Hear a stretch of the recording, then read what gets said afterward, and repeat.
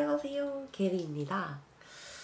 제가 오랜만에 이렇게 앉아서 말하는 영상을 준비를 해왔는데요. 오늘의 주제는 제목에서도 알 수 있다시피 로테이션이랑 슬럼프 등에 대한 이야기를 해보려고 합니다. 일단 이야기를 시작하기 전에 배경을 먼저 알려드려야 될 것 같아서, 이때는 바로 제가 4년차 간호사로 일했던 5년 전으로 거슬러 올라가야 됩니다. 저는 일단 신경외과, 재활의학과 병동으로 처음 입사를 해서 4년차 초반 때까지, 그때까지 그 병동에서, 한 병동에서 근무를 했었고, 만으로는 3년이 채 안 되는 시간이었는데, 그때 다들 기억하실지는 모르겠지만 메르스라는 질병이 전 세계에 퍼졌었어요. 지금의 코로나 정도는 아니었지만 또 치사율이 그건 또 높았어가지고 지금의 코로나보다 조금 더 무서웠었던 것 같은데, 그때 이제 저희 병원에 또 메르스 환자가 입원을 하면서 입원 환자들이 많이 줄어들었거든요, 일반 환자들은. 그러면서 이제 재원 환자 수가 줄어서 제가 일하던 병동이 잠시 폐쇄가 됐었고, 그러면서 병동 멤버들이 뿔뿔이 다 다른 병동으로 로테이션이 됐었습니다. 그래서 저는 제발 내과 병동만 아니어라. 그 내과 병동에 가면 사직서를 내겠다고, 난 거기서 일을 절대 못한다고 매일 막 이 사람 저 사람 엄마 아빠 이렇게 막 다 얘기를 하고 다녔었거든요. 절대 친구들한테까지 다 못한다고. 그러고는 병동 마지막 회식이 있었던 날 딱 그 인사이동 공문이 발표가 됐던 거예요. 저는 집에 있었고. 근데 역시 지금 생각하시는 것과 같이 저는 그 수많은 병동들 중에 내과 병동으로 가게 됐었어요. 근데 그날 얼마나 좌절했었는지, 회식 장소에 이제 먼저, 제가 총무여서 먼저 이렇게 도착해서 기다리고 있었는데, 이제 룸이었어요. 그래서 문을 열고 선생님 한 명 들어오면 보고 울고, 또 그 다음 선생님 들어오면 또 울고, 이게 로테이션에 대한 속상함과 이제 이제 마지막이라는 그게 다 합쳐져서 울었던 것 같긴 한데, 어쨌든 그때 정말 많이 울었었거든요. 그러고는 이제 첫 출근 날에는 진짜 잊지 못하거든요. 그때는 처음 로테이션을 또 겪어보는 거여가지고 분위기도 낯설고, 이제 데이 출근했는데 분위기도 너무 낯설고 어디 앉아야 될지도 모르겠고 아무도 좀 안 반겨주는 것 같은 그런 느낌이었었거든요. 너무 바쁘니까 오리엔테이션이라는 그런 것들이 좀 있었어야 되는데 그게 다들 너무 바쁘니까 당연히 이해했었거든요. 너무 바쁘니까 그게 힘들었었고, 또 제가 일하던 병동 가는 환자들의 컨디션도 너무 다르고 포커스 자체가 달랐다 보니까 엄청 스트레스를 많이 받았었어요. 그러면서 그 나의 무지함에 대한 현타가 이제 또 오기 시작하고, 그래도 4년 차인데 무시당하기도 싫고, 어쩌면 4년 차지만은 그 병동에서 2년 차, 3년 차 선생님들보다 제가 더 모르는 게 많았을 거거든요. 그래가지고 그러면서 다시 이제 공부를 시작했었던 것 같아요. 요즘은 신규 간호사 선생님들이 임상에서 쉽게 공부할 수 있는 책들이 엄청 많이 나왔더라고요. 그래서 근데 이제 5년 전만 해도 이렇게 쉽게 접할 수 있는 책들이 많이 없었어요. 그래서 제일 먼저 사야겠다고 생각한 책이 이제 3월에 인턴에서 이제 레지던트로 딱 바뀌는 그 선생님들이 들고 다녔던 바이블 같은 내과학 책이었거든요. 바로 이 책인데, 그리고 두께는 이렇게 두껍고 조금 그렇죠. 이렇게 표지에 써있듯이 임상 진료 지침, 그 닥터들이 보는 책이라서 사실 깊은 내용과 어려운 말들이 많아가지고 꼼꼼하게 하지는 못했거든요. 그렇지만 확실히 질병의 기전이나 이 치료, 이 약을 왜 쓰는지에 대해서 그 전까지는 그냥 이거는 이렇게 쓴단다, 그러면 이때는 무조건 이 약을 쓰는구나, 이렇게 생각만 하고 있다가 이게 왜 이렇게 돼서 이 약을 쓰고 이런 치료를 하는가에 대해서 알게 돼가지고, 확실히 환자들한테 설명을 할 때나 밑에 후배 선생님들한테 교육을 할 때도 엄청 많이 도움이 됐었거든요. 저는 이 책을 2016년도 네 번째 판을 2016년 10월. 이 책은 그래서 일단 신규 선생님들에게는 추천드리지는 않아요.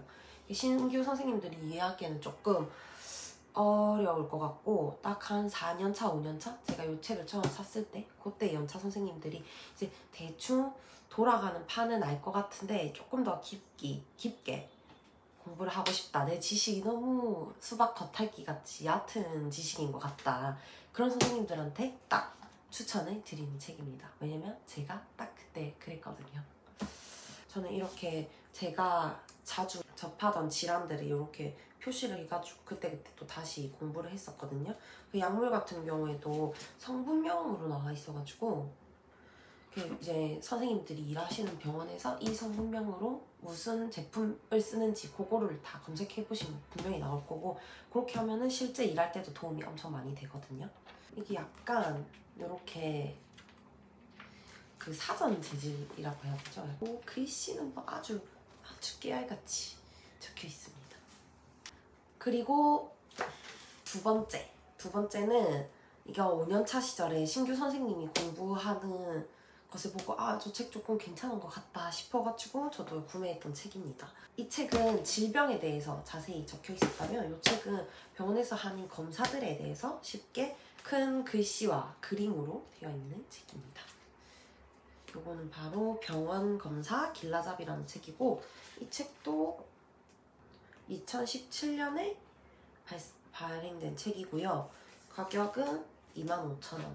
이 책은 피검사부터 시작해서 뭐 영상 검사들까지 병원에서 다루는 진짜 많은 검사들의 목적, 방법, 뭐 주의사항, 정상 수치까지 해가지고 쭉 다 보기 쉽게 정리가 돼 있고, 좀 영상 검사랑 랩 부분 이렇게만 나눠놨어요. 수루루 글씨도 크고 그림도 이런 식으로 막 그림도 잘 나와 있어가지고 가볍게 읽기 좋은 책인 것 같아요. 다음은 제 나름의 슬럼프 극복하는 방법에 대해서 좀 말씀을 드려볼게요. 일단 왜 슬럼프가 어디서 오는가에 따라서 다를 것 같긴 한데, 저는 무지함에서 왔던 그런 슬럼프였어가지고 이렇게 새로운 걸 알아가고 공부해가면서 슬럼프를 조금 극복을 했었던 것 같아요. 학교 다닐 때는 진짜 절대 열심히 공부를 하던 사람이 아니었고, 학부 시절의 공부들은 사실 와닿지 않잖아요. 그냥 뭐 보고 외우고 이게 단데, 임상에서 이제 3, 4년 정도 일을 하고 나서 깊게 공부를 하려고 책을 펼쳐봤더니 진짜 내가 당장 오늘 본 케이스와 매칭을 하면서 공부를 할 수 있게 되더라고요. 그래서 더 조금 흥미가 생겼었던 것 같아요. 그리고 제가 근무하는 병원은 제 친구들이 다니는 병원과는 조금 다르게 로테이션 주기가 짧은 편이거든요. 저처럼 같은 병원에서 쭉 다니고 있는 친구들 중에 아직도 한 번도 로테이션이 안 된 친구도 있을 정도로 병원마다 조금 다르긴 한데, 저는 벌써 2번의 로테이션이 있어서 3번째 병동에서 근무를 하고 있거든요. 이거 로테이션에 대해서도 조금 장단점이 있지만 저는 사실 장점이 조금 더 많은 것 같아요. 일단 첫 번째는 고인물이 없다는 점. 한 병동에 진짜 오래 있어도 보통 만 4년 정도이기 때문에 고인물이 없다는 건 병동의 나쁜 그런 분위기, 막 이렇게 고착되어져 있는 분위기가 확실히 덜한 것 같아요. 그래서 다른 병원들에 비해서 제가 일하는 병원은 그 유명한 그 간호사 태움이라는 것도 저는 사실 기억이 하나도 없어요. 태움에 대한 기억이 전혀 없고, 예쁨을 받으면 받았지 막 태움은 진짜 없고, 뭐 제가 실수하는 것에 대해서 이제 이렇게 지적을 받고 이제 고쳐라 이렇게 하는 건 태움이 아니잖아요. 태움은 뭐 인격적으로 태우는 거, 그런 거를 보통 태움이라고, 말도 안 되는 걸로 하는 것들이 주위에 있긴 있더라고요. 그런 거를 태움이라고 저는 진짜 전혀 겪어본 기억이 없고, 두 번째 로테이션에 대한 장점은 여러 케이스를 겪어볼 수 있다는 점이에요. 보통 규모가 있는 병원들은 병동마다 전문과를 지정을 해서 입원 환자를 대부분 그렇게 나눠서 받는 편이거든요. 한 병동에만 쭉 있으면 그 제한적인 케이스들 환자들만 보게 돼서 공부할 수 있는 범위랑 접할 수 있는 범위가 확실히 적은 것 같아요. 가끔 탑과 환자들이 입원을 하면 그래서 당황도 많이 하거든요. 어떤 식으로 무슨 검사를 할지 어떤 수술을 하는지에 대해서 모르니까 그 메인 병동에 또 전화도 해서 물어보고 뭐 이런 일이 생기게 되는데, 로테이션을 하다 보니까 저는 외과 환자도 겪어보고 내과 환자도 겪어보면서 많은 케이스들을 공부하게 되고, 그러니 자연적으로 조금 아는 것도 조금 더 많아지는 게 맞는 것 같아요. 물론 공부도 더 열심히 해야 되기는 하지만 그러면서 당연히 상황에 대한 이제 뭐 그냥 응급 상황이나 모든 상황에 대한 대처 능력도 좀 좋아지는 것 같고, 사실 이거는 시간이 해결해주는 문제겠죠. 연차가 쌓이면서 뭐 대처 능력도 당연히 늘어날 테니까. 그럼 로테이션에 대한 여기는 이 정도까지 하고, 다음은 제가 최근에 병동에 구비한 간호학 관련된 책들을 좀 소개해드리려고 해요. 이거는 간호부 추천을 받아가지고 이번에 구매를 해봤고요. 이거는 간호 알고리즘이라고. 일단 책은 가격이 조금 나갔어요. 크기는 이 정도 되고, 알고리즘이라는 거에 맞게 약간 질병에 맞춰서 이렇게 뭘 확인해야 되는지, 증상이 있으면 어떤 처치가 필요한지에 대해서 나와 있어서 이게 조금 도움이 될 것 같더라고요. 처음에는 좀 너무 사전 같아서 거부감이 있었는데, 추천하는 데는 다 이유가 있지 않겠습니까? 선배님들의 추천이니까. 파트별로 다 나눠져 있더라고요. 카디오랑 내과 쪽도 있고, 하나하나 정리해가면서 보던지 어떤 케이스가 생겼다. 그럴 때 이제 한번 파보기 좋은 책인 것 같아요. 저도 아직 깊게는 안 읽어봐가지고 잘 모르겠는데, 이거는 또 제가 다음에 한번 기회가 된다면 정독을 해보고 또 한번 후기를 남겨보도록 하겠습니다. 그리고 다음으로 산 책은 이 두 가지인데, 이거는 시리즈가 많더라고요. 근데 일단 병동에 맞게 좀 가볍게 접근할 수 있는 것부터 샀어요. 내과 전반적으로 일단 내과 간호가 있는 책과 약물에 대한 설명이 있는 책이었는데, 첫 번째 약물부터 보자면, 요즘에는 너무 이제 뭐 잘 돼 있어서 뭐 킴스나 드러그 인포나 그런데 바로바로 검색을 하면 약물에 대해서 나오기는 하지만은, 또 그렇게 검색해서 보는 거랑 직접 책을 찾아가지고 보는 건 더 기억에 많이 남지 않을까요? 그래서 우리 병동 선생님들 공부용으로 한번 사봤고, 또 당연히 저도 모르는 게 아직도 너무 많고 저한테도 물론 큰 도움이 될 것 같아서 그래서 한번 사봤습니다. 요거는 내과.